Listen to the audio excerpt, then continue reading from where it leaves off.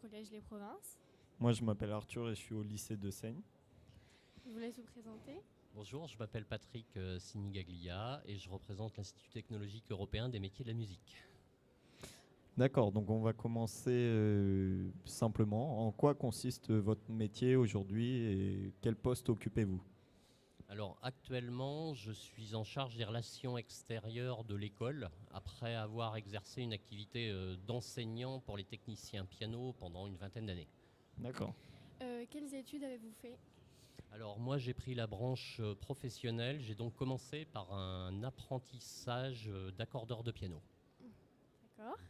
Voilà, donc apprentissage très classique, très traditionnel. J'ai ensuite exercé en tant qu'artisan dans ces métiers-là. Et pour ensuite passer à la transmission des savoirs et des savoir-faire en tant que formateur pour des techniciens piano de la France entière, voire d'autres pays du monde.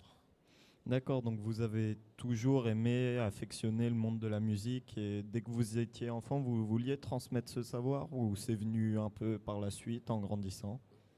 Alors la passion, oui, c'est un fil conducteur de ces métiers. Je n'avais absolument pas prévu d'enseigner quelques années après, mais c'est par le constat, il y a maintenant 20-25 ans, qu'on pouvait améliorer les enseignements dans le domaine. On manquait encore un peu d'enseignement technologique, structuré, et c'est ce qui m'a un peu passionné de faire évoluer ces métiers pour améliorer la transmission pour les générations futures. Donc, quelle a été la durée de vos études? Alors les études à l'époque, on avait donc un apprentissage de 3 années qu'on enchaînait après par un parcours dans différentes entreprises de France. C'était un peu un mix entre l'apprentissage qu'on connaît aujourd'hui et le compagnonnage qui pouvait se faire. D'accord. Donc aujourd'hui, dans ce que vous présentez, votre projet, votre école, bien particulièrement, qu'est-ce qu'un élève passant par votre école peut faire en sortant? Quel diplôme il a? Vers quel métier peut-il se diriger en fait? D'accord. Alors je présente peut-être un petit peu l'école et les différents cursus. C'est une école qui a été créée pour les métiers techniques de la musique, donc pour accompagner un peu les musiciens en amont. Donc on va former d'une part les techniciens qui vont réparer, fabriquer les instruments de musique, également les métiers de la régie du son et du spectacle vivant, également le commerce des instruments de musique. Donc c'est assez large. Pour les filières facture instrumentale, fabrication d'instruments, on passe traditionnellement par un apprentissage. Alors dans nos métiers, c'est un CAP, certificat d'aptitude professionnelle, où là on va apprendre les bases du métier, apprendre à écouter, apprendre le geste, apprendre la coordination gestuelle et auditive. Pour ensuite partir sur un brevet des métiers d'art où là on va aller un petit peu plus loin dans les compétences professionnelles et surtout pour certaines familles d'instruments on va commencer la fabrication.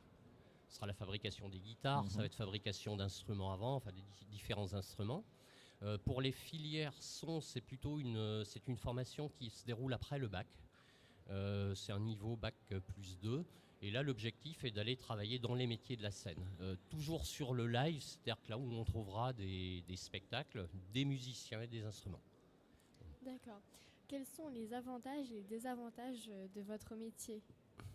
Alors, avantages, désavantages, donc disons pour les côtés sympathiques du métier, c'est que c'est un métier qui a une identité, il y a beaucoup de rapports humains, on est en contact avec du public, mais également avec des musiciens.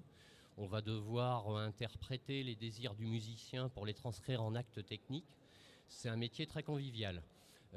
Inconvénient, si on peut en trouver comme dans tous les métiers, c'est que ça demande un engagement, ça demande souvent beaucoup de temps. C'est-à-dire que quand on travaille dans les métiers de la scène, on doit se caler sur les horaires du spectacle. On n'est pas sur des horaires fixes comme on peut connaître habituellement.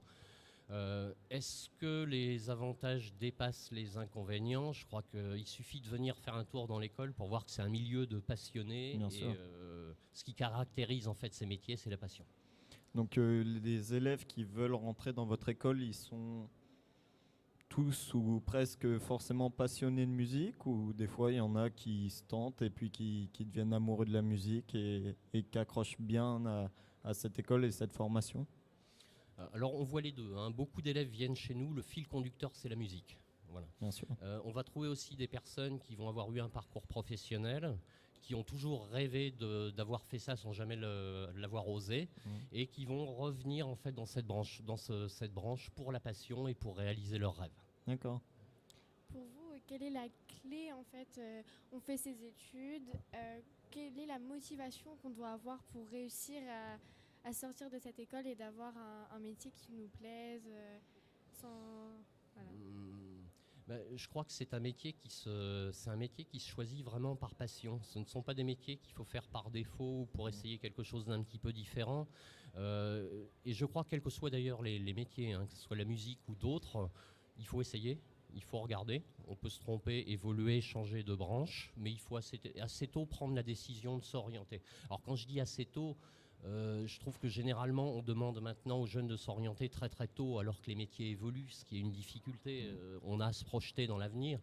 Ce sont des métiers qui sont évolutifs. On peut de l'instrument de musique bifurquer ou poursuivre dans la direction soit de la fabrication à très haut niveau, soit des orientations vers les filières scientifiques, puisque ce sont des métiers, l'instrument de musique, où on travaille maintenant sur des nouvelles technologies.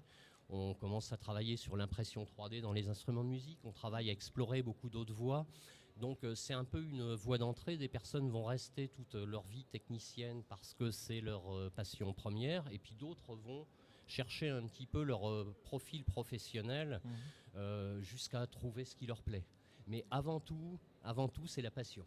Voilà. Mais ce n'est pas très dur de se laisser entraîner par la passion dans ces métiers. Bien sûr. Oui. Vous, en tant que professionnel, que diriez-vous à un jeune qui hésite à se lancer là-dedans, qui est pourtant un passionné, mais qui se demande quoi faire? Regarde, essaye et décide. Très bien. Du coup, le thème du forum, c'est la mixité. Et on voudrait savoir comment, dans votre métier, il y a plus de femmes, est-ce qu'il y a plus d'hommes, comment les relations s'organisent. D'accord. Alors, ce sont des métiers qui ont pas mal évolué ces derniers temps. Traditionnellement, c'était des métiers très masculins. Ouais. On le comprend vite quand on a soulevé des pianos. Donc les entreprises de préférence en fait choisissaient. Depuis maintenant une quinzaine d'années, ça a complètement évolué. Pour tout ce qui est travail de force, il y a maintenant des machines qui peuvent le faire sans problème, donc ça résout le problème de force physique. Maintenant, je dirais que c'est plus la mixité se fait en fonction du choix que les filles vont faire par rapport à ces métiers. On sait par exemple que les instruments avant attirent beaucoup le public féminin parce que c'est très précis. Ça peut ressembler à de la bijouterie ou à de l'horlogerie. On n'a pas une seule section ou un seul métier en fait qui ne soit pas mixte maintenant. Ensuite, la proportion dépend un petit peu des goûts et des orientations de chacun. D'accord. Et vous, personnellement, vous avez d'autres projets différents que vous souhaitez construire dans l'avenir ou cela vous va très bien?